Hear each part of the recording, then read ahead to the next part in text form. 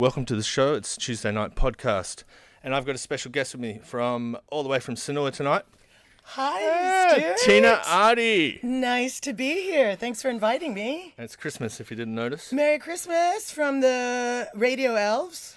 Yeah, from Promotions, if that's still good. Yes. Anyway, before we get into more of that, tell us just the basics about you.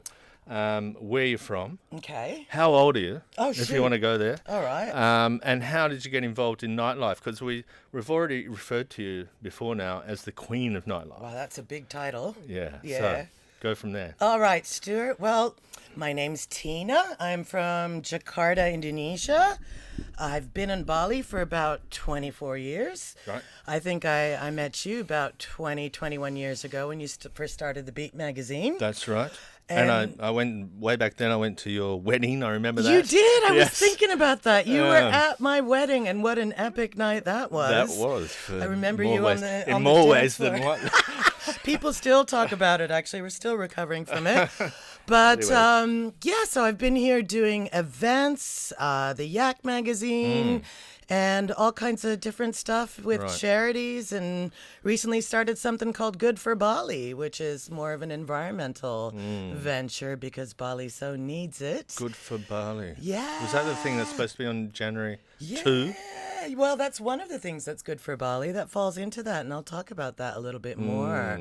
An island-wide vibration. But why nightlife? Did you just kind of get involved in it? And Well, when I first landed here as a young 21-year-old, myself and my partner Sophie Digby started a 24-hour nightclub next to Double Six called Sing Ken Ken.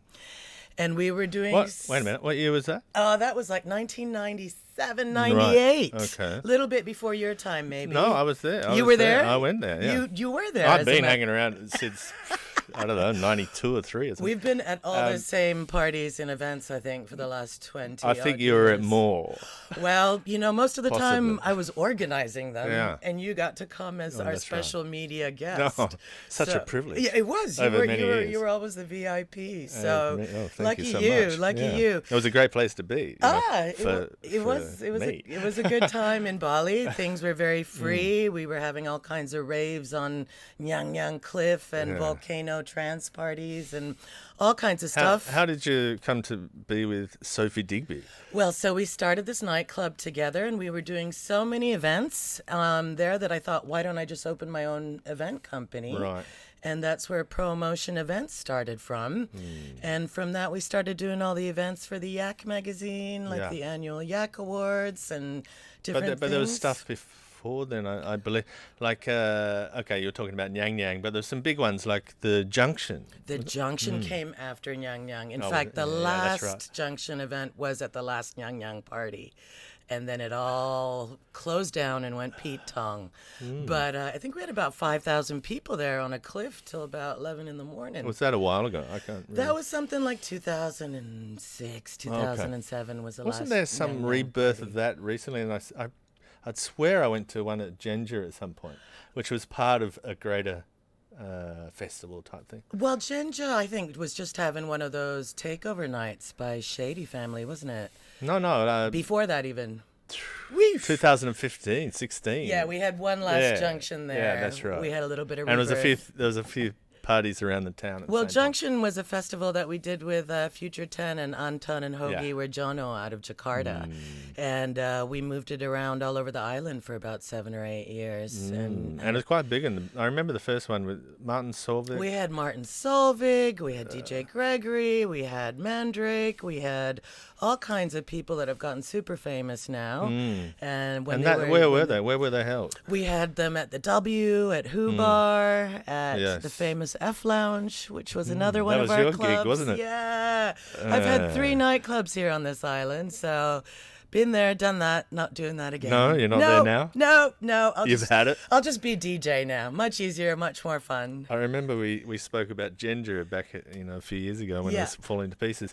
Whether we were going to do something with it or not, but we didn't. No, we didn't. We did, didn't we? We did talk Good about that right then. point. Good we point. were thinking about it. But There you go. Nightlife's a difficult beast, right? It's a tricky one, and it's a lot of work, and it's not only working all night, but it's working all day as well. And there's no guarantee of There's anything happening. never a guarantee, and there's always a turnover, really. After 2 or 3 years, people sort of move on and find a new scene and a new venue. So, And that's what happened to you over your 3 experiences? Yes. After Sing Ken Ken, we moved it along. There was Cafe Luna, moved that along. Had F Lounge at Fabio's. Oh, you were involved at Cafe Luna? Yeah, I was. I was the general manager for a while. Oh, yeah, how about that was a fun one as That well. was jeepers. It was the biggest gay nightclub on the island, really. Everyone the went original there. one or the later one? The original one, and then into the later one with Paul Cunahan. But yeah, there's been a lot of nightclubs on this island, and they come and go. Yeah, They it's a don't. difficult business. It's not easy. Well, I'm trying to do that on Friday nights down at Casera and DJing. It's the only place that allowed me to DJ, so I take full advantage of it. I think it's a perfect size. I think that's something. Friday nights. It's a Friday night at Casera, don't you forget. Yeah. Christmas Eve. I'll have to borrow this. You can borrow that. Oh, I don't know. You look you look like a good elf, so that's all right. You can borrow it. So DJing, how did you get Yeah. involved in all that? Well, a friend of mine, bless his soul, passed away and left me his decks during lockdown. Right. And I stared at them the whole time and I said, I've got to make these decks work. And I've been behind every DJ booth there was under the Sure. sun. Yep. And Behind and in front. behind and in front, hired every DJ there was to Yeah. hire. Yeah. And I thought, I got to make these buttons work, So, And how was that experience? well, at the beginning, I couldn't even make it go. I had no idea what I was doing. Sure. So I hired a professional, my nephew Halim, Ardie, who gives DJ lessons at Genesis. Hello, Hi, Halim. And after 5 lessons, he was like, well, you've got 5 more lessons, but we got 6 gigs at Neverland for Rainforest Pavilion, and you got to play the You're opening in. sets. So I was like, all right, I can do this. And there you go. It's about 30 gigs later, a year later. I've been having fun making the rounds. You've been all over the place, haven't you? Already Sevilla and Yeah, that Where was else? that was fun. I play it behind the green door quite a bit, and Kingsway is one of my favorites to play at. Actually, I went there the first time last week and I was quite impressed. Did you? Yes. It's all right. It's a nice little room. It's Seminyak, Yeah. and Shamui and El Didion do a good job wherever they are. That's when I was there. Yeah, Wednesday. It seemed Wednesday.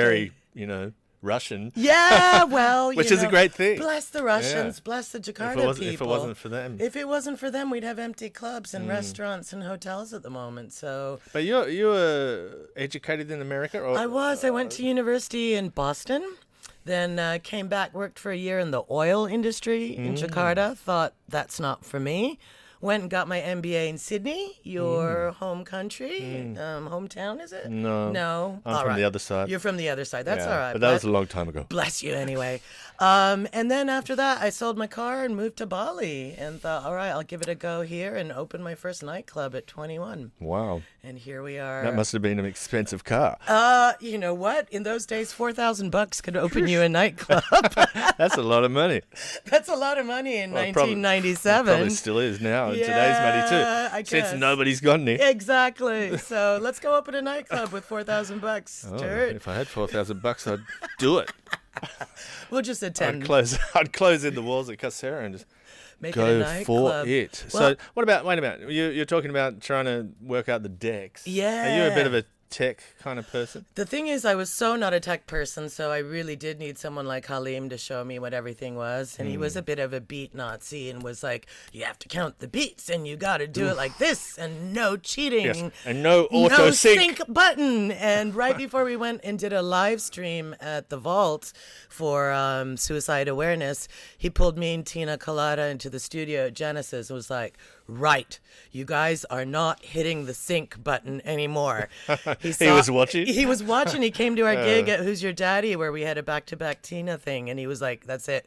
You guys are coming into the studio. And He you're gonna covered work it up out. all the CDJs. right. And he was Okay. like, you guys are doing this manually. But bless him. I'm glad he taught us how to do it that way. Otherwise, we'd still be hitting the sync button now. Well, some people hit the sync button full time, don't Well, they? do you do that, Stuart? I 'Cause- don't. Okay. The guy, actually, I won't name any names, but he's been DJing for 30 years. But he likes to just hit the sync button just to keep everything in the same beat. Well, that's what I was, BPM. that's what I thought. But you're meant to be able to do it just Yeah. by ear. Well, I so- normally take it off. But, Yeah, But yeah. he, it doesn't. It actually works because you keep it all into the same beat. Right. But it's totally not done. Right. And No. you're a new DJ as well, aren't you? Oh, that's right. I've been since Lockdown. Lockdown. See? Yeah. All these new DJs out of I lockdown. know, as if there wasn't enough before. Well, we wouldn't have had, any Yeah. opportunity to learn otherwise with all the time. That's right. So, and I've always been interested in music too, so it all It's makes true. sense. It's and true. having the radio station, you're just listening to music all day long. Yeah. So, I think that's the first thing you've got to be able to have being a DJ is a bunch of tracks that you like or That's love it. or That's it. It's live all with. about the songs, isn't it? Because the techniques can come later, but you've got to have a good bank of songs in your head. And some people have said to me, "Oh, but I want to learn. Just give me all your tracks." And I go, "Well, it doesn't really work that way because Right. you've got to. That's you. That's Yeah. the DJ's those tracks. Well, Not much else. you and I might have the same tracks, but we might play them a completely different way. So Yeah. that's the beauty behind every DJ. Not They- often though. I Yeah. find that Yeah. not many people are actually playing the same stuff, and it always seems to be completely different. And I've never heard it before in my life. Well, there's I don't get it, There's really. so many branches of music. You go on rabbit hole and you find one, and then you go into a whole another library. yeah. So it's just never ending. That's right. Which is And great. It's crazy, and then where do you get your music from then? Put it that way. Well, I've been lucky enough that people like DJ Bastian have given me like 500 songs. Thank you, Bastian. Mm-hmm. And then I go to muzzbase.com, which is a great bank of music there. And But try and collect wait a it. minute, you sit there and you listen one by one. or- Yeah, and then I download it and purchase it if necessary. But yeah, it's kind of like just collecting and collecting, isn't it? As much as you can. It's kind of weird because if the equipment I have over there isn't that state of the art, so it doesn't really matter where it comes from. But I seem to just be collecting at least 20 tracks a week. That's fabulous. You must and have then- thousands now. But yeah, that it's then you just never go back to the other. It's I don't know, just You continually just keep progress. on going, right? Yeah. Exactly. It's not like you go back to the old songs Even too a week, much. 2 weeks before. Oh, that's old news. It's a Oh, week old. It makes you wonder. But it makes you wonder how those dudes, you come across in the clubs and they're playing these different genres, like, Yeah. man, I've never even heard that stuff. Right. There's so many Where genres. the hell did they get it from? Trap and breakbeat. Because I get it mainly from the radio. So I'm listening to the Right. radio all the time and those tracks come on and they're Right. sets from, killer DJs, Right. killer producers. And do you Shazam it? Yeah, just Shazam it. Right, right, And then right. find it that way. Yeah, yeah, I'm yeah. not sitting on Beatport or anything. No. Oh, well, I'd love to hear you play Well, someday. you know where I am. Actually, you should come down to I'll come down to back to Casera. back. I'll We'll come do it down back to to back. Casera. Yeah, that'd Yeah. be fun. Yeah, why A not? little bit of old school. Well, shit, let's not talk about old. No. Yeah, 20. We're 29 plus tax, Stuart. the yak. Tell me about the yak. It's been a great, competitor. I don't know if it was a competitor. Nah, we've been partner in crime. Partner in crime. I mean, it's such a small community that everyone knows each other so well. We're all at the same press conferences together. Yes, and all the same parties. And all the same parties. And, we started the Yak magazine a little bit after the beat, 18 years ago. And we're now online, like you. We're not printing at the Yeah. moment just because of the condition. Yeah, I'm not sure about how that works, but okay. Yeah, so the Yak Online is where we're at, Yeah. and Sophie and I are still involved, and we come Yeah. out with a monthly Minyak, which is a mini Yak. That's the email. Yeah, and online. Like, is that a flip through thing? Yeah, or- it's a flip through. It's a All flip right. book. Gee, Yeah, that's so good. So you're still getting advertisers. we're still getting some Nice. advertisers, obviously at very, very Yes. discounted rates, but bless them that are out there. Anybody who wants to advertise in Bali, get onto the yak. The Yak magazine or the Beat. Well, I'm not sure where you'd find us. But you'll find us on the radio. Yeah, well, someone's got to do it. Bless you for doing the radio. I think it's a great, Oh. great medium. Yeah, what can you say? Yeah. I've always been involved. I was involved with Mum's, the Yeah. radio there for years. Right. And it was actually the pandemic, the lockdown, that got me back on the radio as well. There you So, go. that's all these all. good things actually Yeah. that are coming out of it that we wouldn't have had time otherwise to That's do. right. So that's all right. But I'm fed up with it totally. By now. Okay, I've already found myself. Job offer. Anyone wants to run the radio station? No, not the radio. I'm fed up with the lockdowns and this bloody situation. We all You know, are. We the all new are. world we're living in. And this is what these 108 Bajra high priests of Bali are doing on January 2nd. They were inspired by the colossal Kachak that happened in 2014 up at Gateway Ka. It was... Say a big hello to Jan. Hi, Jan, and your colossal Kachak. And he introduced me to the head of this 108 Priest Association. And they were like, on January 2nd, we want to do a mass sounding of the kulkul. Everyone's going to wear a polang cloth, which is a sacred black and white and gray cloth. And we'll do a collective prayer and vibrate the end of COVID. And they believe that by January 3rd, there will be an end to it. And we'll start afresh. That's probably a good call. Not even just on a spiritual level, but I think it's going to happen anyway. Yeah. You know, it feels that way. Well, I think any help is fantastic. And it'd be great to see that it comes from Bali. Exactly. And Bali's such a spiritual place that it's a good place to do that. And so traditional. The other day it was just a press conference, right, about it. There was. And there were about 30 media, a lot of local media, and everyone covered the story. There was the King of Ubud there blessing it. It's been blessed by the governor and the head of the village assembly. And how do you get involved in that? Is it your instigation? Well, the priest came and found me through Jan, and we did this public relations campaign after the bomb back in 2002 called Bali Loves Peace. And I do remember that. They remembered that, and they said, listen, can you help us spread the word, especially around the foreign community in Bali? So we did that, and a bunch of media covered it, and everyone's holding their little mini events on January 2nd at sunset to sound the kulkul. That's every village or every community? Village. They've written to 1,500 banjars, and every banjar is, going to be involved in displaying their polling flag, and every banjar has their own kulkul, so that they'll be sounding that with the hopes of this mass vibration collectively to, as Nyepi does, chase away the evil spirits. Well, that's what we need. It is what we need. And the kulkul is that instrument. It's the musical bamboo instrument musical thing instrument on a tower in every village, right? That's right. It's the what sounds the alarm when there's a problem or when there's a call to coming to the temple. So this has been instigated by the 30 temples, the high big temples across Bali, and they're all getting involved. So do get on board and do something about it on January 2nd, even if you're just at home with your own family or friends. Sound a kulkul or a gong or whatever it is you like. Say Can a you little. bang You something can else? bang a pot and Saucepan. pan if you like, if you don't have a kulkul.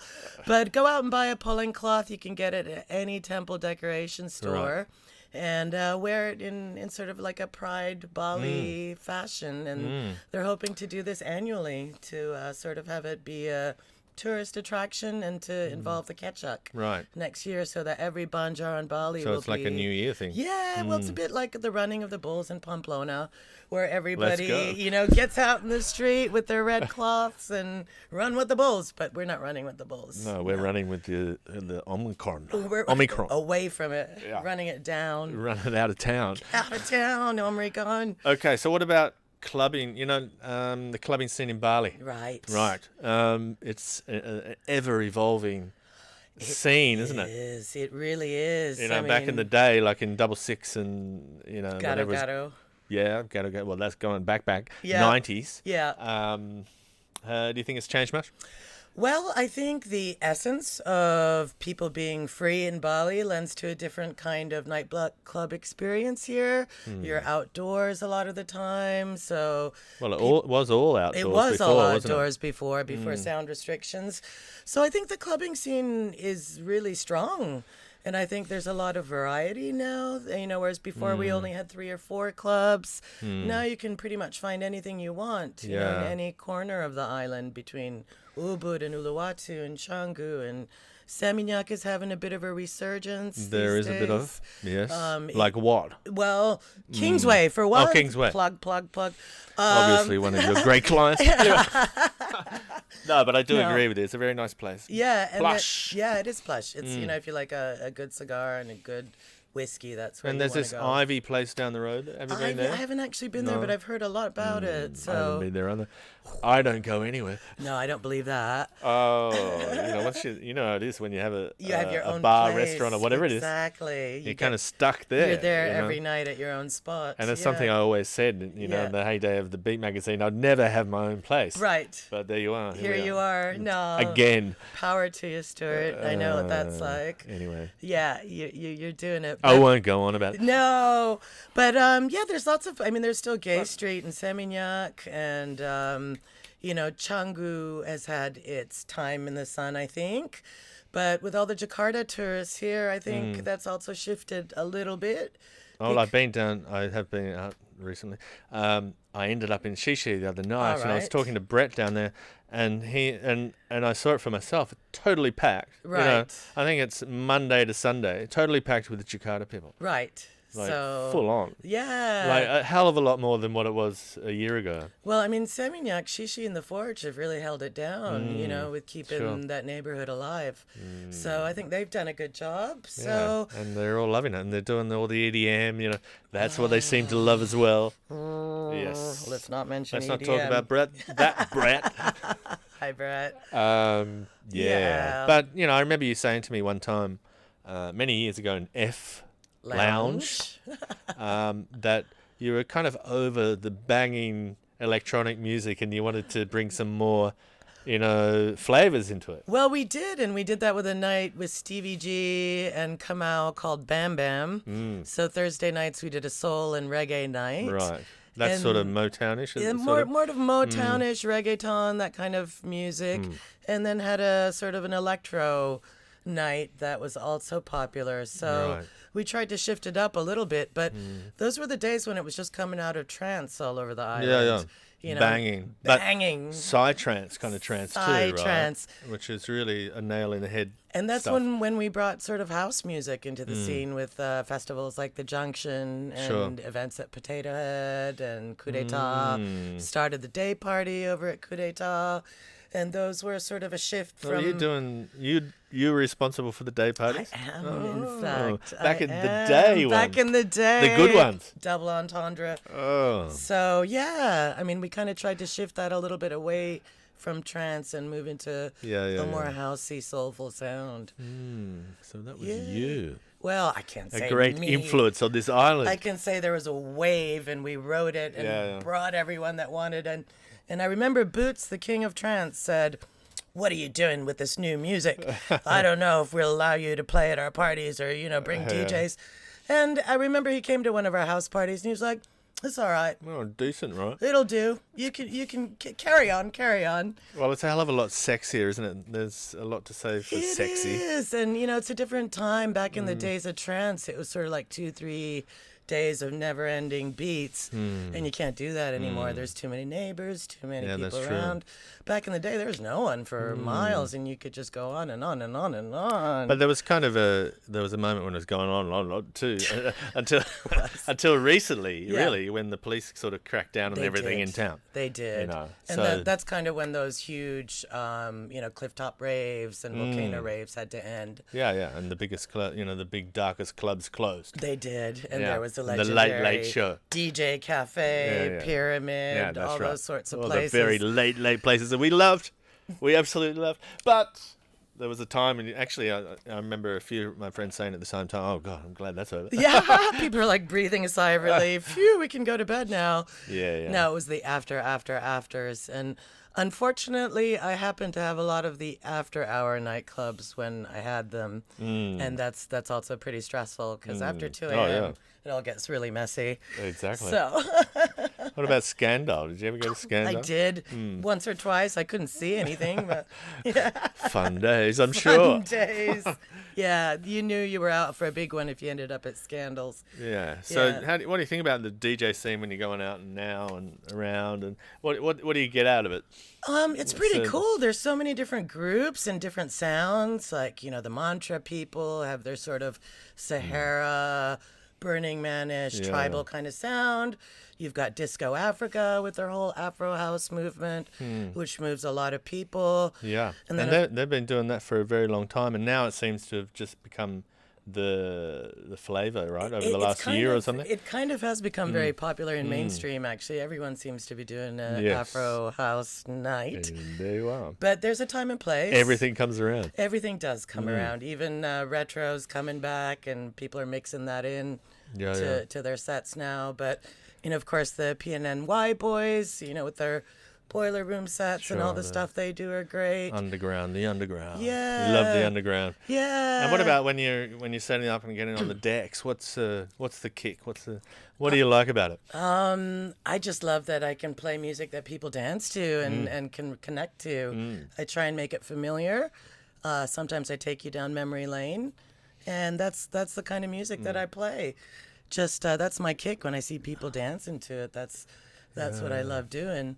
Or moving them. Or moving them somehow, yeah. It's a whole new ball game, really. It is. It's a different thing to be on this side rather than trying to get the dance floor started. And what are your expectations in this world of music? Do you want to produce something now? I'm not such a good technician, so I would just love to continue to play and organize festivals, really. Okay. The Rainforest Pavilion, we've been around for 5 years, and we usually have a stage at Wonderfruit Festival, but because that's not been going on, we'll do a festival here in Bali to celebrate our 5-year anniversary called the 5 Elements. Great. And that'll kick off next February and take us into summer of 2022. And we'll do that all around the island It's going to go on for quite a long time. Well, yeah, about over 6 months, and we'll do an event every month, and in different locations around the island. And Rainforest has been great. We've purchased over 400 hectares of rainforest to save the orangutans. And every time we do a dance... Where is that? In Kalimantan. Okay. Yeah. Which part? Sort of in the middle section. Is I that haven't a actually mining been. area or something? A previous mining off area? the rivers, and in the valleys, and as well as in Sumatra. So we try and pinpoint land that hasn't been burnt by the palm oil companies, Oh, right. and try and preserve it. That's the palm oil, isn't it, that does the most destruction? Unfortunately, does. So every time we host an event, we put all our money towards that. And the founders, Alex Joy and Halim, and now Jen Lee, have been really active in keeping that going, and I'm really proud of them and try and support them any way I can. You were supposed to be doing an event at Christmas, We right? But were. we won't mention where. We won't say. But what's the story about this Christmas New Year It's a period? bit strange. There's been a whole bunch of new regulations come down. Which some people say, but then other people say it doesn't. Other people They're seem to be not. taking no notice at all. But the actual rule is from December 24th to January 2nd. Only 50 people allowed at every venue. And there's a cutoff time. And whether or not people will abide by that or venues will abide by that is yet to be seen. Yeah, but how are they going to try and control that? That's hard to say because they've hard to say. supposedly been doing that until now. Supposedly, but someone said there's been a whole bunch of military personnel dropped off in helicopters over the last few days. So if you notice a SWAT team. SWAT teams, running around, you know where they're headed. But Get out there. hopefully it'll all be good, that everyone stays safe, follows the protocol, and does things the right way. I'm not exactly sure why they're doing that. I think, I you guess. know, Bali's been really good because we have been following protocol a lot, and the cases are way down. So hopefully we'll continue that into the new year. Yeah, well, I follow that lady on the Facebook. And Jackie Pomeroy, she's the best. Yeah, she's the data technician. She's told us more than the government has. Sorry, government, but she really has. Well, they're probably watching her as well. I think they are. They're getting the news from Jackie. So Bless you, Jackie. Yes, a lot of hard work going on there. It is. But there doesn't seem to be many cases. It's down according to her data. Nobody in hospitals. 0 deaths. So, but let's open really it up. get it. Take the quarantine down. Let's get people back on Bali. I think it's going to happen on January 2nd, but let's see. We'll just wait and see. Fingers crossed. Vibrations, good energies. Yeah. So do you like being in the center of attention? Like I get that part of it? nervous every time. I did study acting in university, so I understand public speaking. Well, you do a lot of public speaking. I right? do. I MC a lot, and I love doing that. But DJing, because I'm so new at it, I still get so nervous. That timing thing. Yeah, there's that timing thing, those beats. But basically, if you mess up, you just keep on going, and no one will notice except you, really. Yeah. And the other DJs next to you. The other DJs. I get most nervous when Halim is standing beside me going, okay. Exactly. And I start shaking. Yeah, exactly. When there's some, pro DJ, in front of, sitting down, they're listening. Well, it means the most to me when a pro DJ says to me that was a great set. Yeah. That means true. a lot to me because I know they mean it. Anyone can say, "Oh, I loved it," but Well, they like to scream when you get it wrong. Yeah, I've noticed that. I know that. People love that more than anything. But anyway, so you're going to play a DJ set for us now. I'm going to play a bit of house, some melodic stuff, hopefully. And that's what you're into? House melodic? Yeah, Melodic organic, house? melodic house, depending on the crowd. A little bit of progressive, a little bit of tech house. Yeah, a lot of old tracks that you'll recognize, I hope. Let's go. Hopefully you'll sing along. I love to sing along with every DJ. I love to sing along when I'm DJing too. How's your singing voice, Stuart?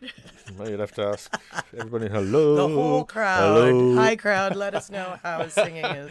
Down at Casera, they hear me singing quite often. Oh, do they? I like doing that. That's part of my show. Oh, well, I'm going to come down on Friday and have a look at what you guys do there. Bring your Christmas cap. You can borrow my Christmas cap. Oh, you would be so kind. You're Elfie. Where are we now? It's going to take a couple of moments to set this up. Okay. Where can people see you playing over the next I'll be at Behind week? the Green Door on Christmas Day at midnight, December 25th on Saturday, in an all-girls lineup. And then next... wait a minute. How's Behind the Green Door? Behind the Green Door. Yeah, it's one of the new speakeasies. How is it? It's fantastic. I love it. Great cocktails, nice vibe, nice and intimate. Fits about 100, 200 people. So it gets packed out. It's good fun. Yeah. That's all the young crowd too, right? Mixed. There's some of us there too. I tried to get in actually. I think you were playing there that night, and I remembered. I was already been out till 3 o'clock or something in the morning. And I tried to get in. They wouldn't let me in. Oh no!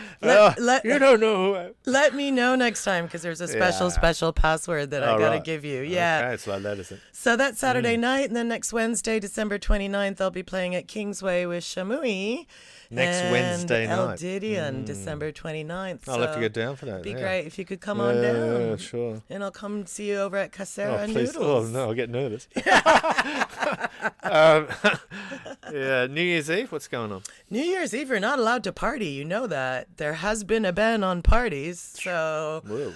But hopefully New Year's Day we'll get to do something at a special undisclosed location.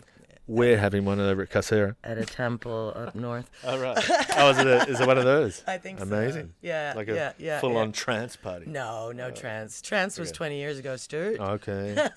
Well, that's kind of a generic sort of term for a wild sort of party out in the the wilderness. The Jakarta crowd loves trance. It's made a big comeback in that scene for some reason. Well, there is some good trance around, you know. Is. It's not banging all of it. It's just a bit fast. Yeah, just that 140 beats per minute. It gets a little bit stressful, but there is some nice melodic trance out there. You're right.